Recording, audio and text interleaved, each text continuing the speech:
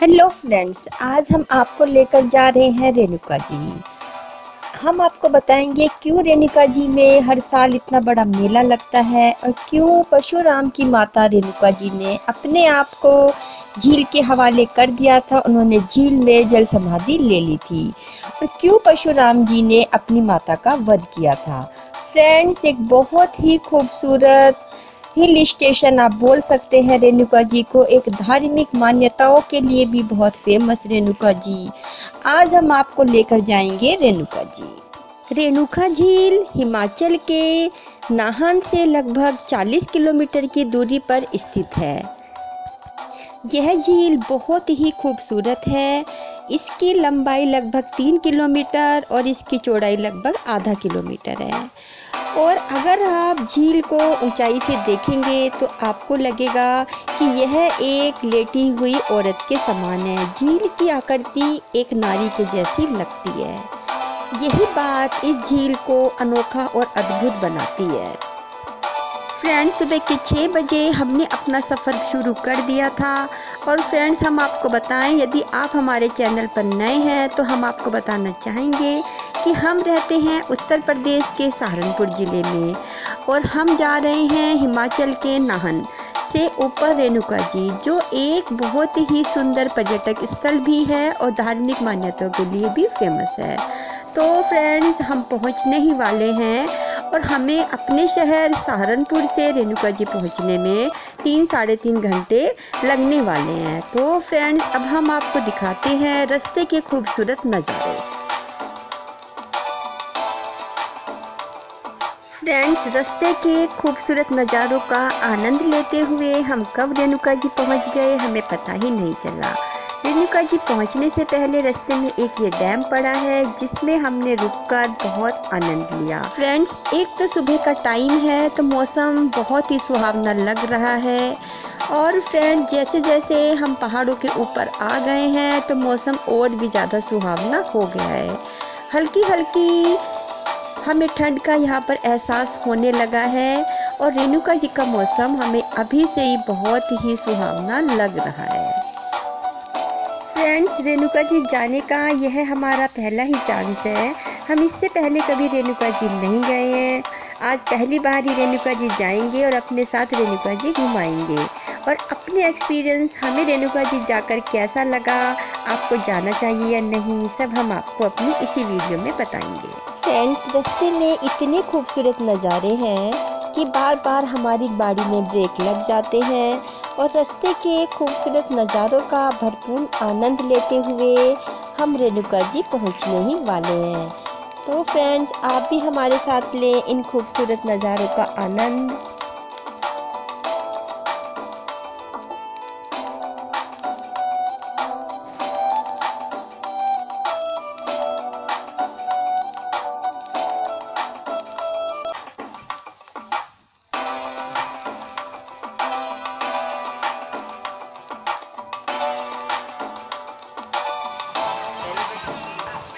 ये देखिए, हम आ गए हैं रेणुका जी। ये है उसकी पार्किंग।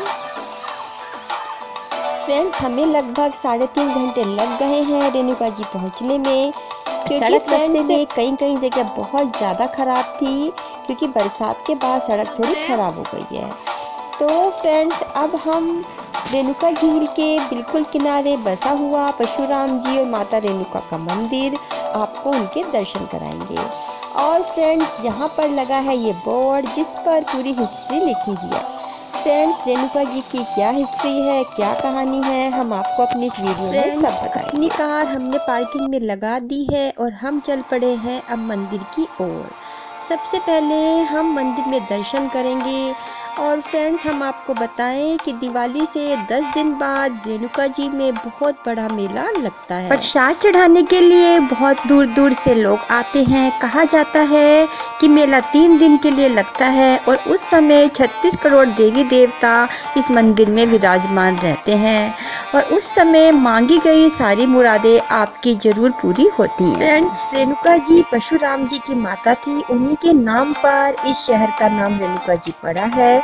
और फ्रेंड, रेणुका जी में रेणुका झील है जिसमें उनकी माता जी ने यहाँ पर जल समाधि ली थी। फ्रेंड्स यहाँ पर एक चिड़ियाघर भी है जो झील के चारों तरफ बना हुआ है। तो फ्रेंड्स बने रहे हमारी वीडियो में, और यदि अब तक आपने हमारे चैनल को सब्सक्राइब नहीं किया है तो प्लीज़ फ्रेंड्स कर लीजिए, वीडियो को लाइक और शेयर करना भी ना भूलें। फ्रेंड्स बहुत साल पहले राजा थे जिनका नाम था रेणु। उनकी 2 पुत्री थी, एक का नाम था रेणुका और एक का नाम था मेनका। तो फ्रेंड्स एक दिन राजा ने अपनी पुत्रियों से क्वेश्चन किया कि आप किसका दिया हुआ खाती हैं। तो फ्रेंड्स मेनका ने कहा कि पिताजी मैं आपका दिया हुआ खाती हूँ, लेकिन रेणुका जी ने कहा कि मैं ईश्वर का दिया हुआ खाती हूँ। इस पर राजा बहुत नाराज़ हुआ और उसने अपनी बेटी को सबक सिखाने के लिए अपनी पुत्री मेनका की शादी एक राजा के साथ करी और अपनी बेटी रेणुका की शादी एक ऋषि जमदाग्नि के साथ कर दिया। माँ रेणुका जी ने अपने पति की तन मन से सेवा की। कहा जाता है कि ऋषि जमदाग्नि के पास एक कामधेनु गाय थी जो सभी इच्छा पूरी करती थी, और जब मेनका के पति को यह बात पता चली तो उन्होंने मेनका के पति राजा सहस्त्रबाहु ने बलपूर्वक ऋषि जमदाग्नि से वह कामधेनु गाय ले ली और उन्होंने ऋषि जमदाग्नि का वध कर दिया। और जब अपने पति को सिर कटा हुआ माता रानी ने देखा, माता रेणुका ने देखा, तो उन्होंने जल समाधि ले ली। और जब परशुराम जी को इस बात का पता चला तो उन्होंने राजा सहस्त्रबाहु के सभी पुत्र को मार दिया। और जिस झील में माता ने समाधि ली थी वह झील भी से इस जगह को रेणुका जी के नाम से जाना जाता है, और झील के किनारे एक प्रसिद्ध मंदिर भी है। अब फ्रेंड्स हम आपको बताएंगे कि परशुराम जी ने अपनी माता का वध क्यों किया था। फ्रेंड्स एक दंत कथा के अनुसार माता रेणुका जी पीने का जल लेने एक बहुत दूर झरने पर जाती थी, और सहस्त्रबाहु क्योंकि कामधेनु गाय उनसे छीनना चाहता था तो उन्होंने माता रेणुका जी के घड़े में एक छेद कर दिया और उनके घड़े का जल भी गंदा कर दिया। जब माता रेणुका जल लेकर पहुंची तो घड़े में कोई जल नहीं था और घड़े में मिट्टी भी थी। ऋषि ने सहस्त्रबाहु को माता के पीछे आते हुए देखा और उन्हें बहुत क्रोध आया। क्रोध में आकर उन्होंने अपने पुत्र परशुराम को माता जी का वध करने का आदेश दिया। पिता की इच्छा अनुसार परशुराम जी ने अपनी माता का वध कर दिया, पर वह जानते थे कि उनकी माता निर्दोष है, तो फिर उन्होंने अपनी तपस्या के बल पर अपनी माता को पुनः जीवित किया। फ्रेंड्स दूर दूर तक प्रसिद्ध यह हिल स्टेशंस दिवाली के समय इस मंदिर का हाल देखने लायक होता है, क्योंकि दिवाली पर यहाँ विशाल मेला भरता है। दूर दूर से भक्तजन यहाँ पर आते हैं। फ्रेंड्स आपको हमारा व्लॉग कैसा लगा हमें कमेंट बॉक्स में ज़रूर बताएं। फ्रेंड्स रेणुका जी में झील की परिक्रमा करने का भी बहुत ज़्यादा महत्व है। आप झील की परिक्रमा पैदल कर सकते हैं, आप साइकिल से कर सकते हैं और आप रिक्शा से भी कर सकते हैं। रिक्शा से झील की परिक्रमा करना चाहते हैं तो आपके 100 रुपीज़ लगेंगे, और अगर आप फ्रेंड्स साइकिल किराए पर लेना चाहते हैं तो आपके 150 रुपीज़ लग जाएंगे।